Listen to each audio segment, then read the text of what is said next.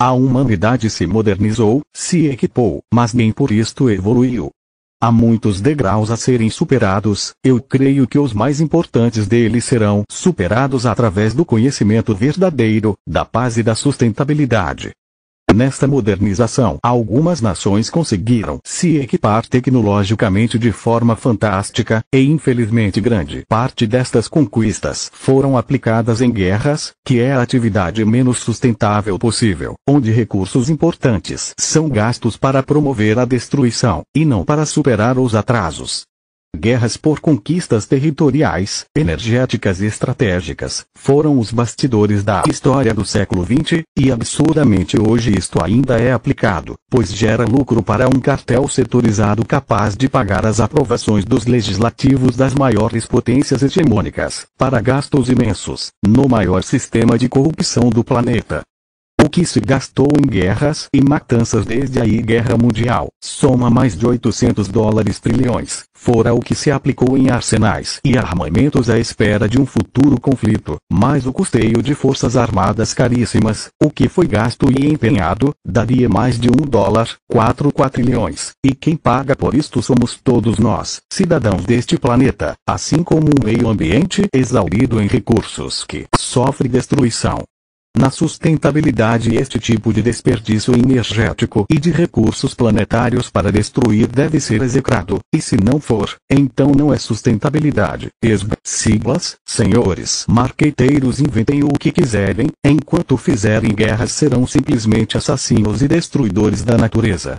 Para ser sustentável, a humanidade terá que mudar seus métodos, ser essencialmente da paz, do equilíbrio, e buscar a harmonização de todas as coisas, conseguindo conquistar competitividade e eficiência de forma mais sabia, através de parcerias, inovações tecnológicas e sinergias, mas isto só será possível quando todos fizerem juntos, e esta não é bem a história que nos trouxe até aqui desde as revoluções industriais, a necessidade de minérios e insumos energéticos, como carvão, e logo em seguida petróleo. A energia passou a ser um tema de grande importância para o sucesso nas concorrências por mercados, nem sempre resolvidos de forma diplomática, mas conflituosa e bélica, o que acabou ocorrendo em grande parte do século XX até nossos dias. Estamos em guerra por energia há mais de 107 anos, mesmo que hoje esta guerra passe a ser em parte ou totalmente híbrida. Modus operandi, petrodólares, indústria bélica, e o consenso de Washington. Grandes conglomerados empresariais se utilizam dos arcabouços diplomáticos, monetários, e até bélicos, das nações nas quais instalaram suas matrizes, como nos Estados Unidos, o que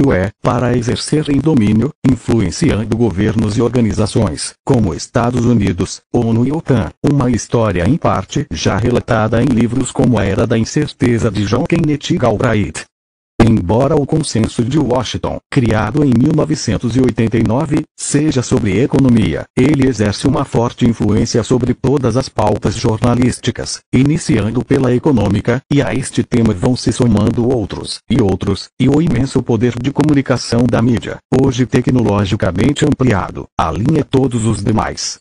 Com o advento dos satélites, e toda a tecnologia que permite uma cobertura maciça em todo o planeta em tempo real, com matérias sendo lançadas a cada minuto, não existe tempo hábil para alguém refletir e contestar seja lá o que for. Mesmo a internet, criada logo após o consenso, apenas amplia e reverbera neste processo de comunicação massificante. Temas mais significativos acabam sendo dispersos entre outros de importância relativamente menor, e que na velocidade passam a assumir maior importância através do proposital volume massificante, com novos eventos a cada minuto, enquanto o evento significativo ficou lá atrás, foi disperso, diluído. Apenas como exemplo hipotético, o evento principal é o domínio da energia em território alheio, mas o confronto é exposto de forma veloz e multifacetada sob prismas culturais, ideológicos, religiosos, armas nucleares, armas químicas, terroristas.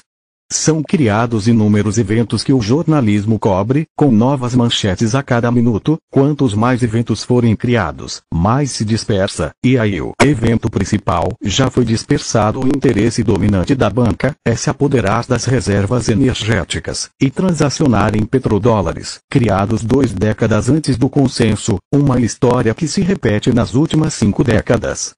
Secundariamente, se houver a necessidade de uma invasão, haverá também a aprovação do aumento de gastos militares pelo Congresso dos Estados Unidos, e um interessante aumento do faturamento das indústrias bélicas, e com muitos eventos sendo criados, um aumento significativo das coberturas jornalísticas planetariamente, uso de satélites, a teia jornalística se intensifica.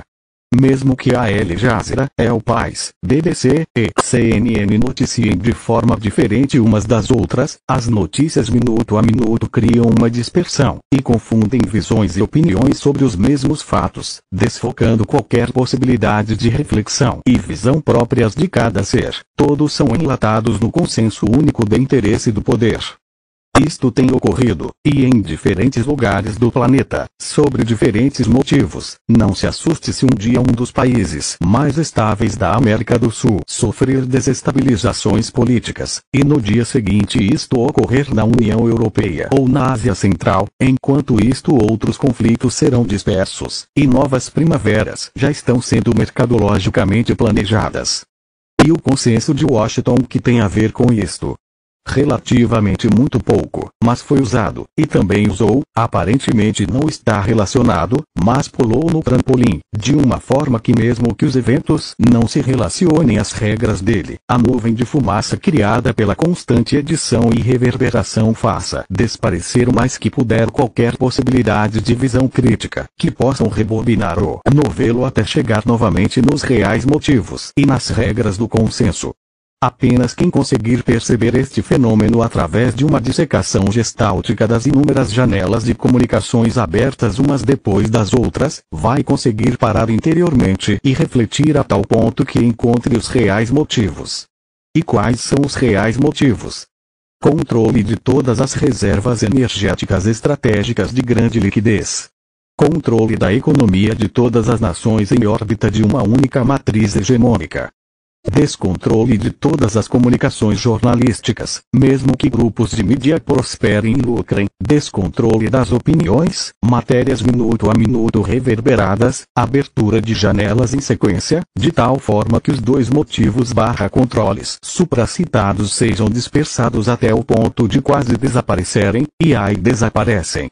Iraque, Bustami, OPAC, Bush e o Commonwealth britânico. Embora a disputa central nas últimas 11 décadas tenha ocorrido em grande parte em torno do domínio sobre as reservas energéticas e minerais disponíveis no território dos outros, não é assim que as histórias têm sido contadas.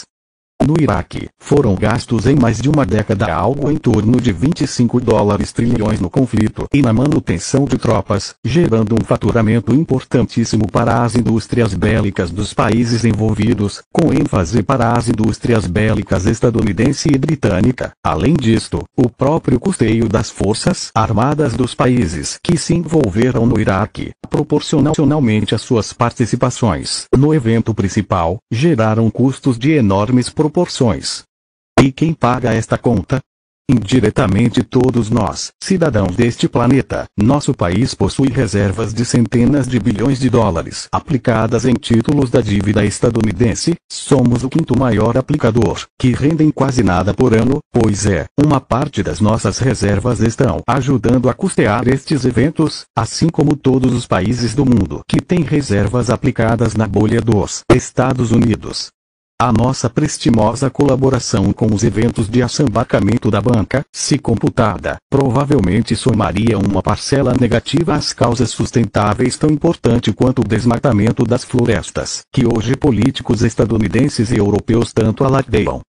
Um dos motivos que apoiaram a invasão do Iraque foram os relatórios da OPAC que apontavam que eles estariam desenvolvendo armas químicas. Esta foi a gota d'água para o prestimoso Congresso estadunidense aprovar os planos de Bush.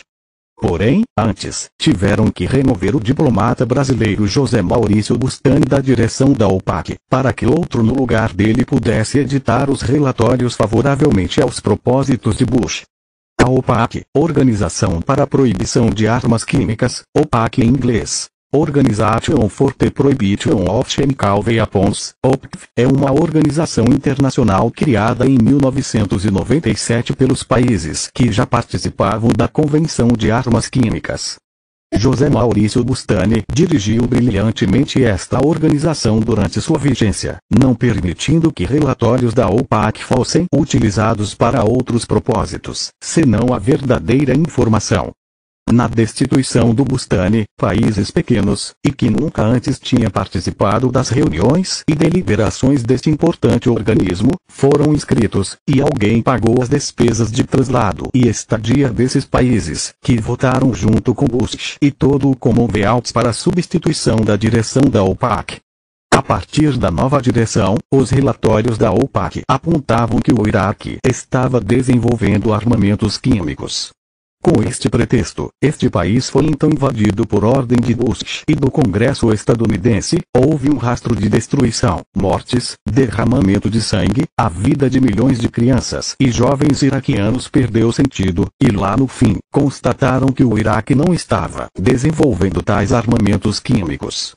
Mossadegh, Irã em 1953, e a criação da Petrobras também em 1953. A antiga Pérsia sempre teve sua vida marcada por disputas territoriais, por estar no caminho da maior rota comercial entre a Ásia e Europa, a Rota da Seda.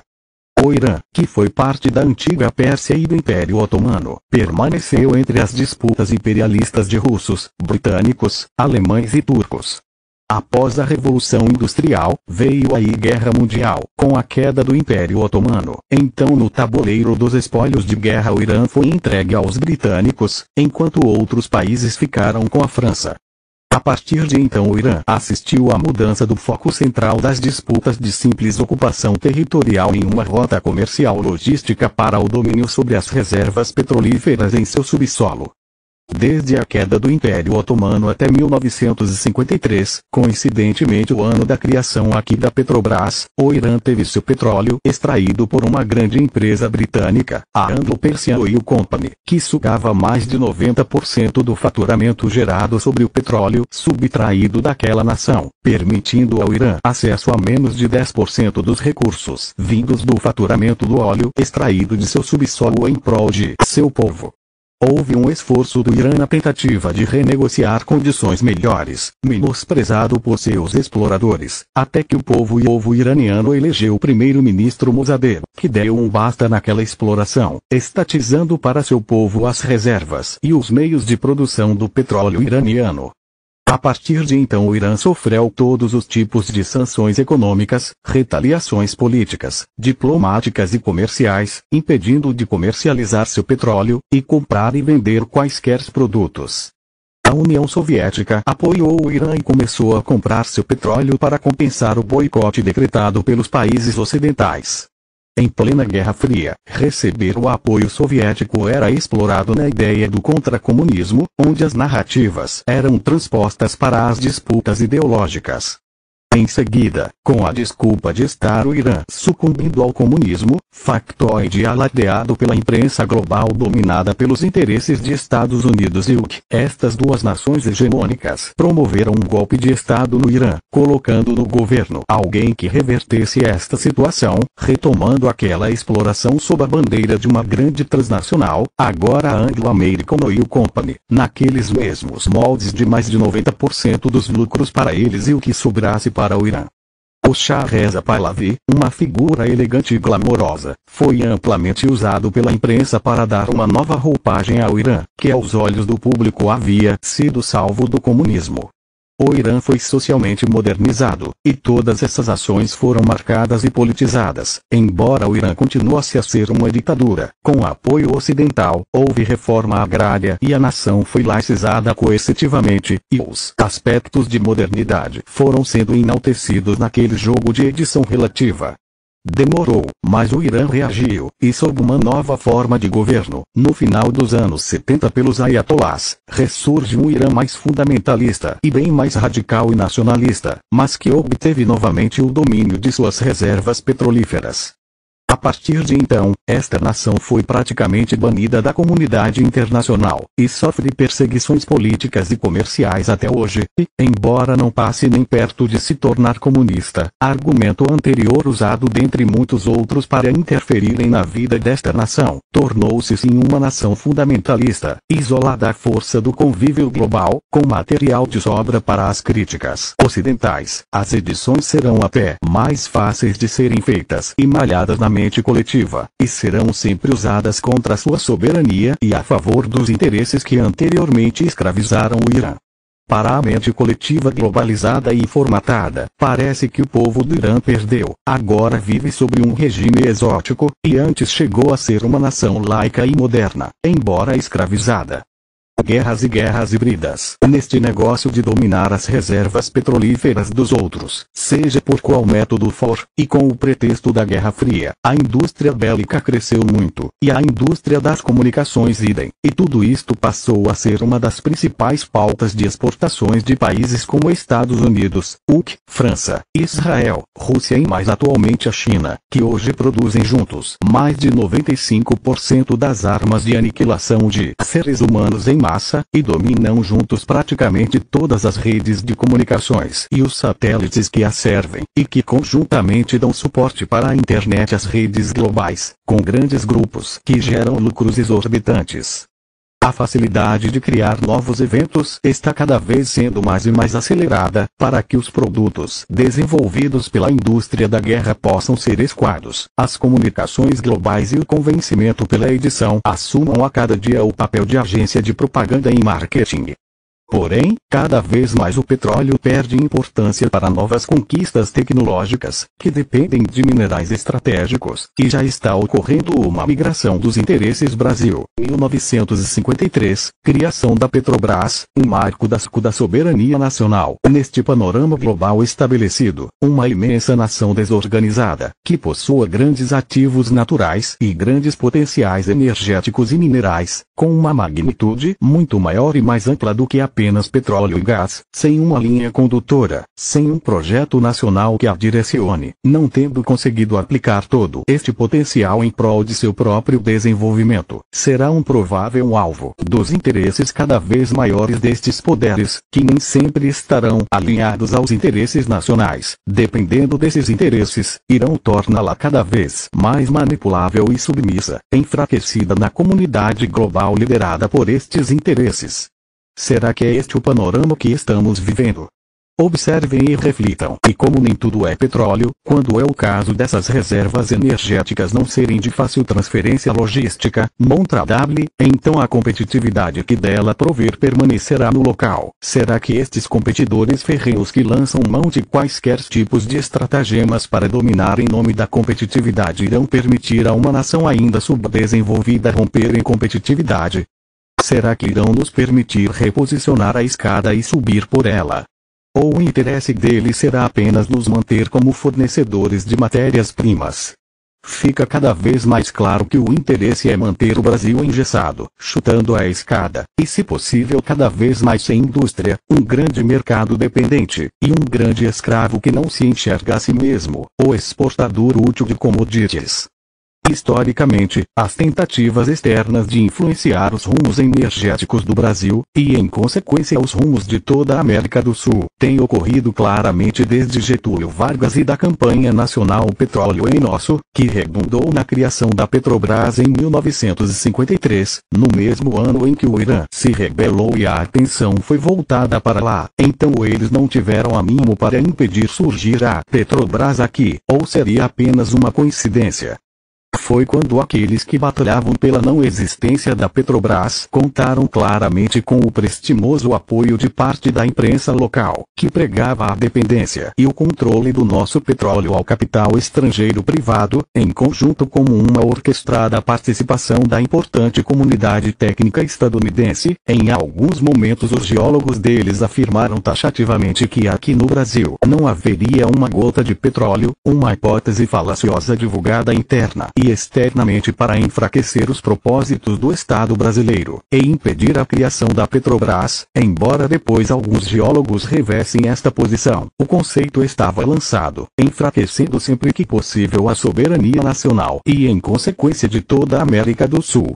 Uma parte da nossa imprensa agiu em nome da nossa soberania e contestou as versões antinacionais que tentavam sabotar a Petrobras. Este foi o primeiro caso de aplicação de guerra híbrida com propósitos específicos e antissoberanos. É óbvio que os geólogos estadunidenses ajudaram a causar confusão, sujeita às edições locais e externas.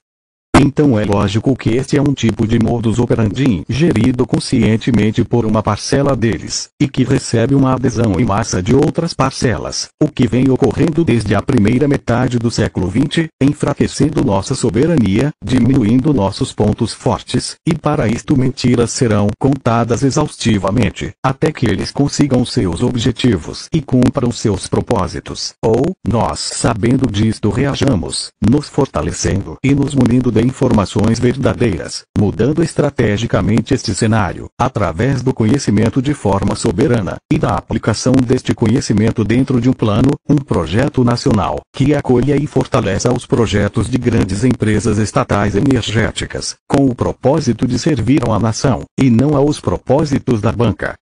Na época do anúncio do pré-sal, em 2008, um jornalista de uma importante emissora de TV comentou que o pré-sal brasileiro poderia ser uma invenção, que não existiria, e que era uma mentira para enganar os brasileiros. Olha aí mais uma tentativa que caiu por terra, mas que muita gente acreditou. O pré-sal, bem ou mal explorado por nós, está aí, e provavelmente era de conhecimento de muitos, décadas antes do anúncio de sua exploração pela Petrobras. O pré-sal no Atlântico engloba uma continuidade que vem do México à Patagônia, e por toda a costa africana. A Petrobras é a empresa que detém a melhor tecnologia, graças aos centros de excelência, como o CENPES, e à aplicação de conhecimento soberano. A Petrobras, detentora do maior domínio tecnológico para a exploração do pré-sal, podendo aplicá-lo no Brasil e por todo o Atlântico Sul, certamente se tornará a maior empresa petrolífera do mundo, e isto incomoda muito o plano deles. Independente do sistema político adotado, que sempre será um motivo para críticas e desestabilizações, as tentativas existiram, existem, e foram e continuam sendo usadas sempre contra a soberania nacional, com a prestimosa participação da imprensa local. A guerra está no marco idem da nossa Amazônia Azul. Grande parte do nosso petróleo, e todo o pré-sal brasileiro, estão na nossa Amazônia Azul, no mar, na nossa plataforma continental.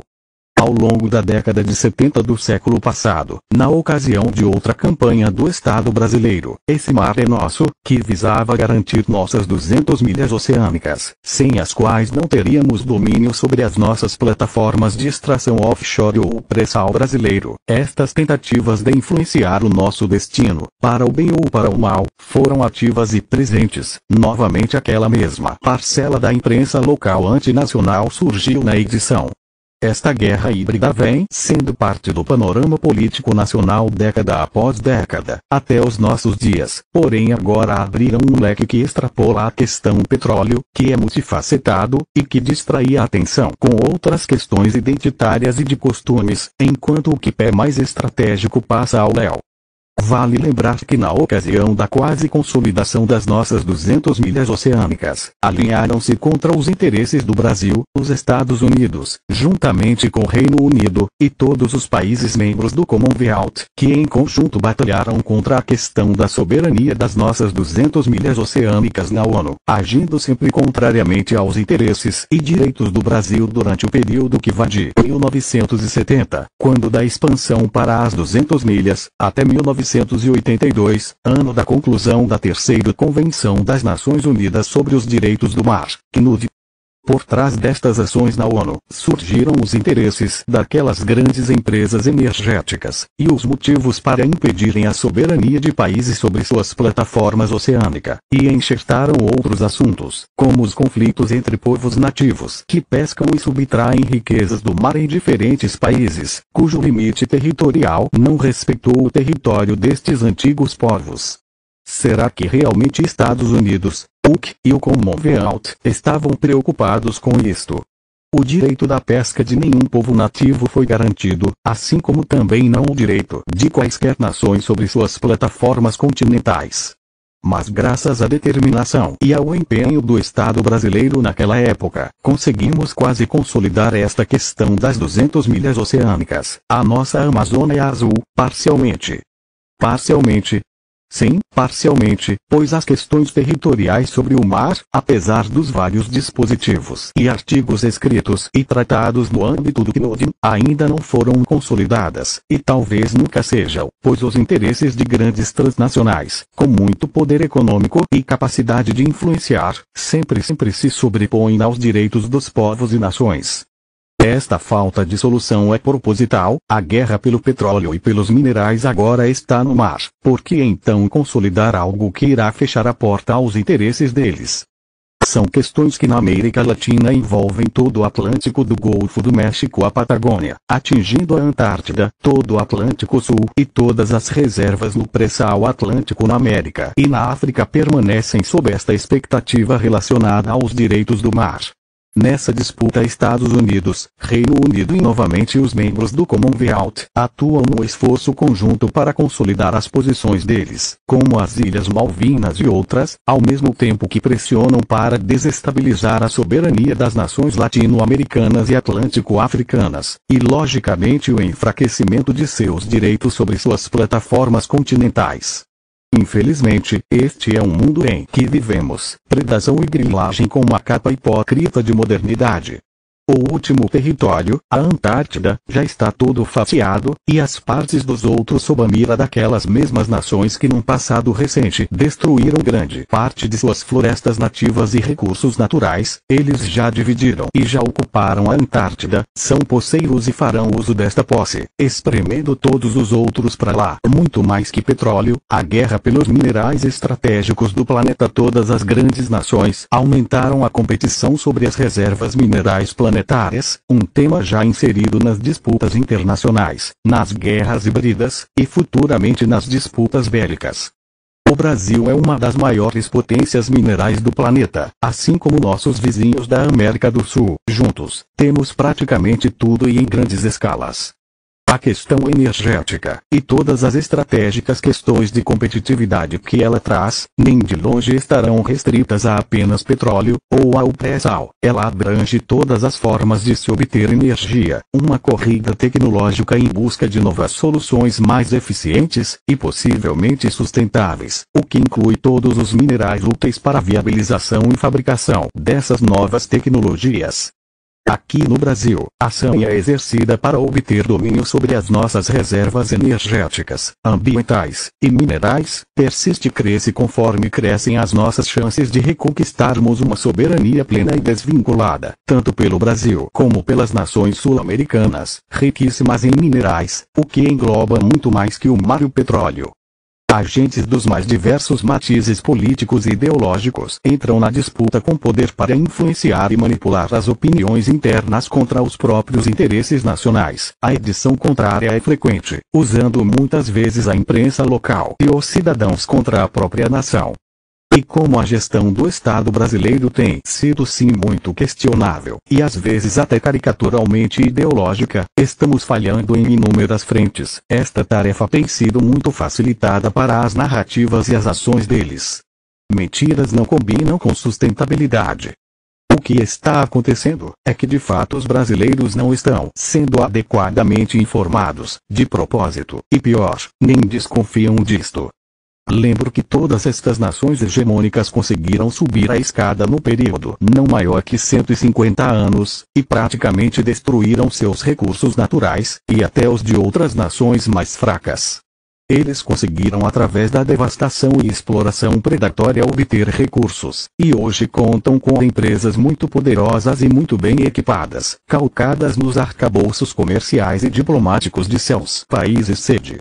Algumas nações sabotam claramente tentativas do planeta se organizar de forma sustentável, se opondo às tentativas de acordos climáticos internacionais.